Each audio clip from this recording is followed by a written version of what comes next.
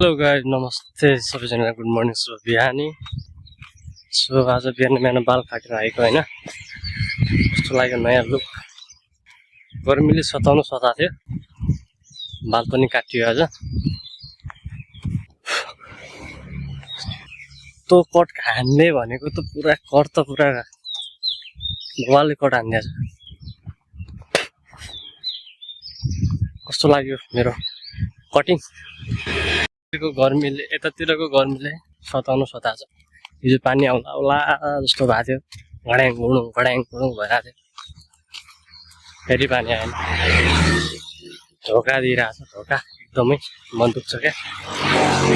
पानी आउँछ भनेर पर्खेर बसेको, पानी आएन, धोका दियो। सो फेरि त्यही गर्मीमा जानु पर्यो।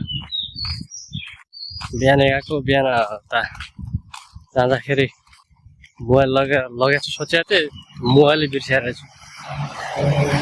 सुतेर सिधै उठेर हिँडिदिएको। हिजो राति नै जाउँला सोचेर, हिजो नै सोचेको थिएँ जाउँला भनेर, बिहानै जाउँला सोचेको थिएँ। टाइम हेर्छु त 9 बजिसकेको थियो।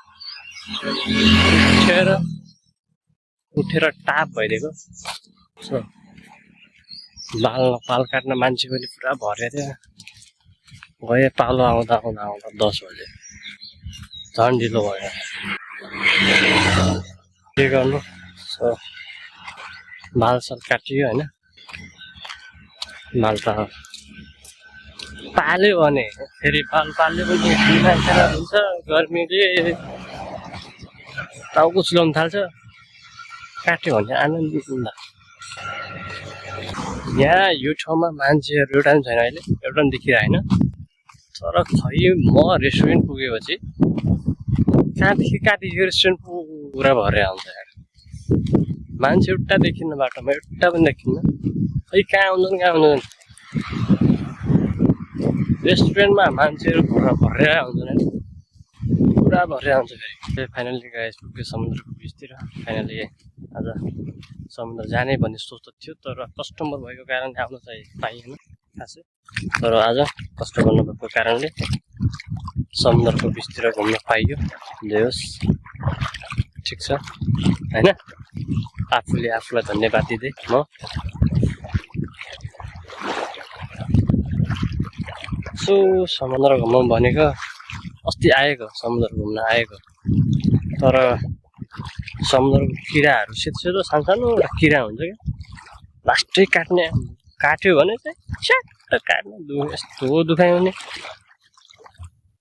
सो यही हो नजारा, स्वर्ग भनिने, एकदमै राम्रो ठाउँ भनिने होइन। चारैतिर समुद्र महासागर, बिचमा म, माथि आकाश तल धरती, वरिपरि पानी होइन। सो 2 दिनको जिन्दगी हो, मरिलानु के छ र। माचुन्जेल घुम्ने हो होइन, माचुन्जेल इन्जोय गरिराख्नुपर्छ। सो गाइज फाइनल्ली अब त लागम कामतिर। यति नै आजलाई, यति नै। भोलि भेट्ने अर्को भिडियोमा। अहिले बाई बाई। समुद्रको बिचबाट